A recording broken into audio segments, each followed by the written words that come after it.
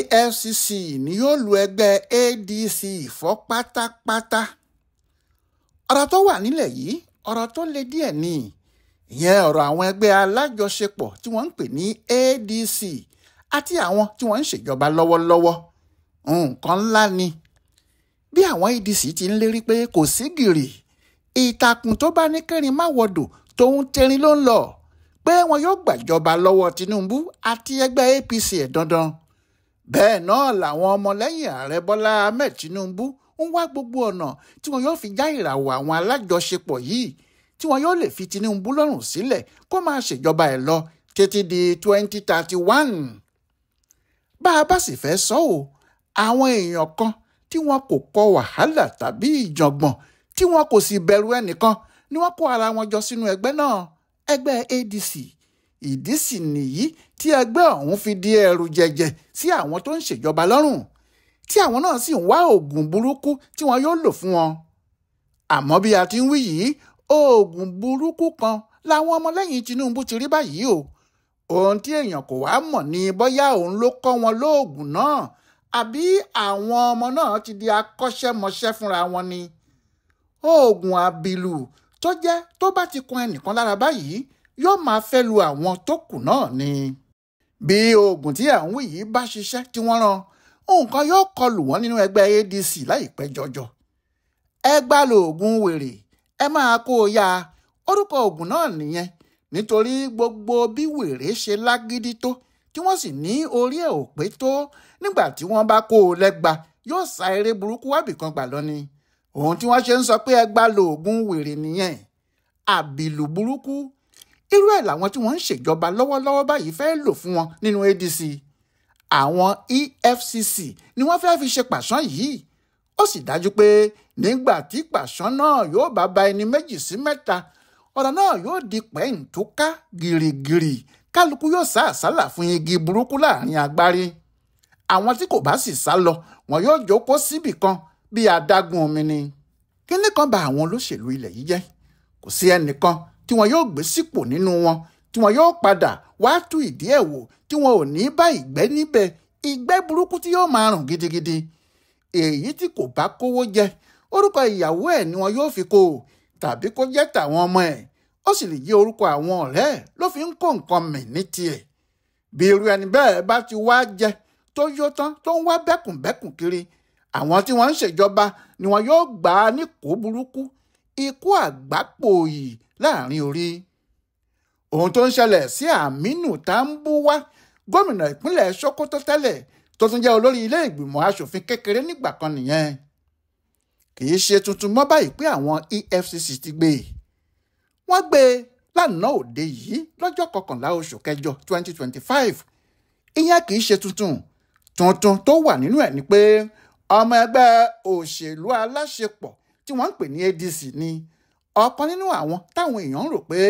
yóò gba ipò lọ́wọ́ Àtíkù tí Àtíkù bá lóun kò du ipò ààrẹ mọ́ ni tàbí kí wọ́n fà á kalẹ̀ pé kó wá ṣe igbákejì Peter Obi tó bá jẹ́ ẹni tí ẹgbẹ́ wọn fà kalẹ̀ náà nìyẹn. kò sí tàbí ṣùgbọ́n níbẹ̀ èèyàn ńlá ni Tambuwa nínú ẹgbẹ́ alájọṣepọ̀ yìí. èrò tó sì wà lẹ́yìn ẹ̀ pọ̀ débi pé ibi yòówù tó bá kọjú ìjà sí ibi tí kọ́nàkọ́nà bá pàjàǹjà sí ni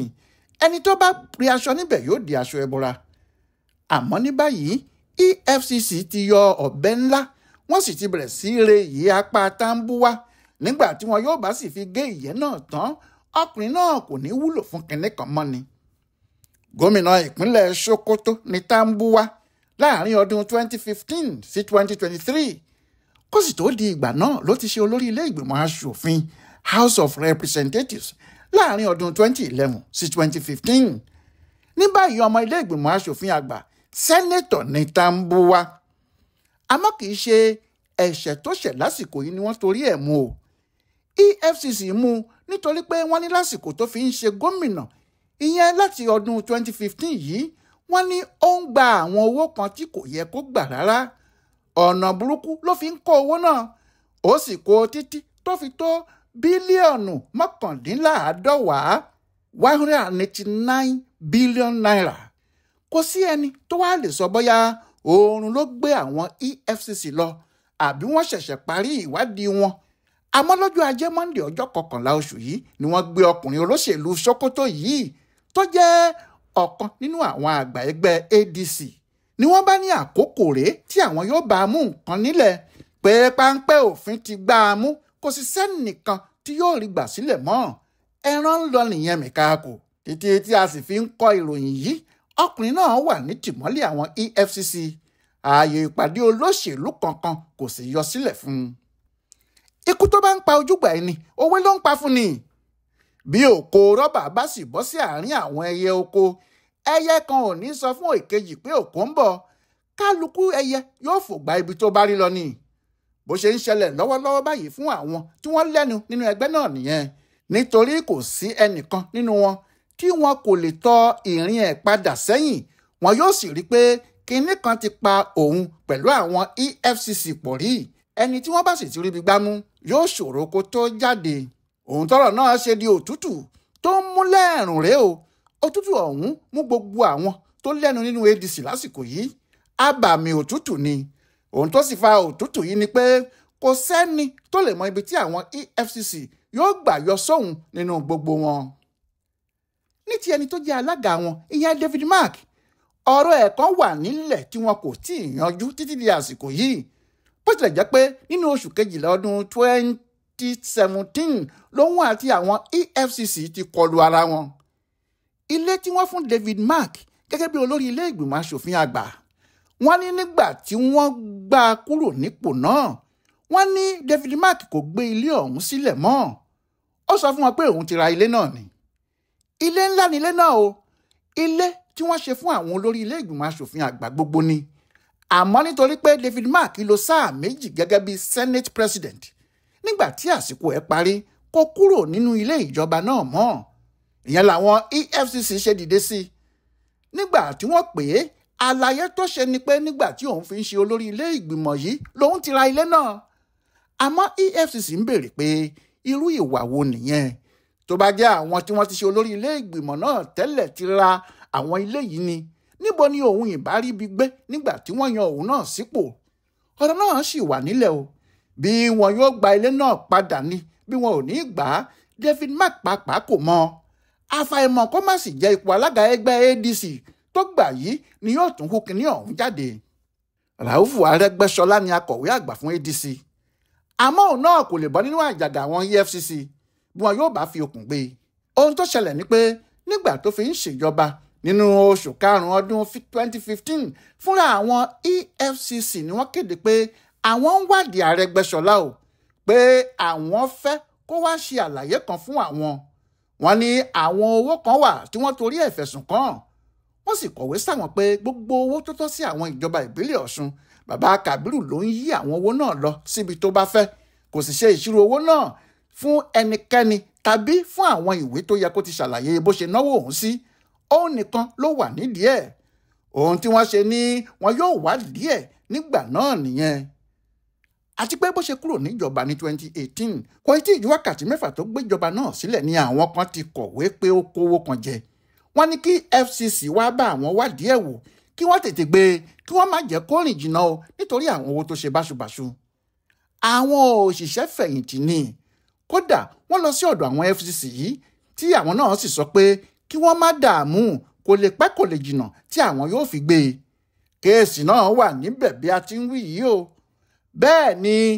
àwọn EFCC sì dákẹ́ bí ọ̀rọ̀ bá sì di ọ̀rọ̀ àfàìmọ̀ kí wọ́n má pe ọkùnrin náà kó tún wá ṣàlàyé nǹkan kan fáwọn.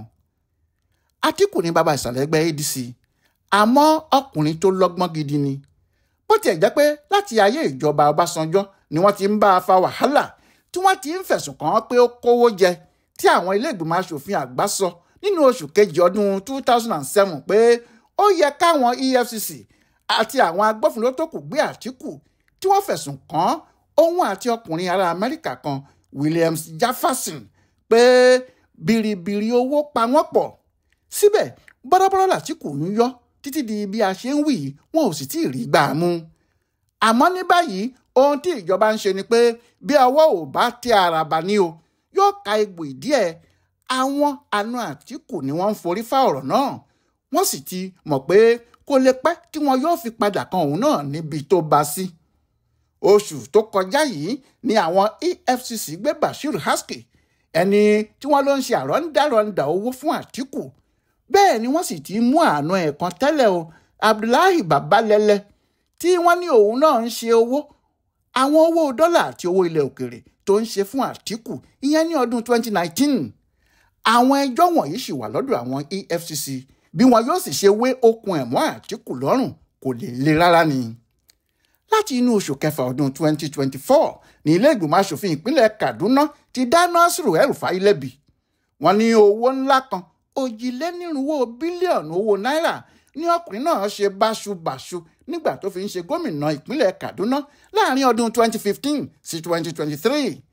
Wọ́n ní àfi kí wọ́n gbé e. Ọ̀rọ̀ náà di ariwo nítorí lọ́jọ́ 11 oṣù kẹfà ọdún 2024 EFCC gbé ìgbìmọ̀ kan dìde pé àwọn ni yóò wádìí El-Rufai wò àti pé tó bá jẹ́ lóòótọ́ ló jẹ̀bi àfàìmọ̀ kí wọ́n má gbà á ní ṣẹ̀kẹ̀ṣẹ̀kẹ̀ lágbede méjì ara ìyẹn ni El-Rufai gbọ́ ló bá sá kẹ̀bẹ́kẹ̀bẹ́ abíta ni yóò gbọ́ pé wọn yóò kan òun mọ́ àgbélébù tí kò ní sáré ṣẹṣẹ. Ọkùnrin náà yá aṣágbá ilé ẹjọ́ lọ bí a sì ti ń sọ̀rọ̀ yìí ẹjọ́ ọ̀hún wà nílé ẹjọ́ EFCC pẹ̀lú El-Rufai ni wọ́n sì ń fa kínní náà mọ́ ara wọn lọ́wọ́. Bí nǹkan bá sì fẹ́ le tó bá di pé El-Rufai ń dá ooru mú wọn láti inú ẹgbẹ́ ADC ó ṣeé ṣe kí wọ́n nawọ́ sí òun náà bí wọ́n ti ṣe fún Aminu Tambuwa. Ta ló wá kò tó jẹ́ alágbára nínú ADC tí EFCC kò ní kinní kan tó pa wọ́n pọ̀ rí? Ṣé Uche Secondus tó ti jẹ́ alága PDP tẹ́lẹ̀ ni ẹni tí wọ́n ti gbé rí? Àbí Dino Melaye làwọn èèyàn kò ti kọ̀wé pé kí wọ́n wá mú? Àbí Babashir Lawal tí wọ́n ti ń bá ṣẹjọ́ láti 2020 tí ẹjọ́ wọn sì wà nílẹ̀ ẹjọ́ kòtẹ́milọ́rùn ni wọ́n wà lórí ẹ̀ báyìí? Tàbí Rotimi Amaechi tí àwọn èèyàn ti kọ̀wé pé kí wọ́n gbé ní ọ̀pọ̀lọpọ̀ ìgbà ni?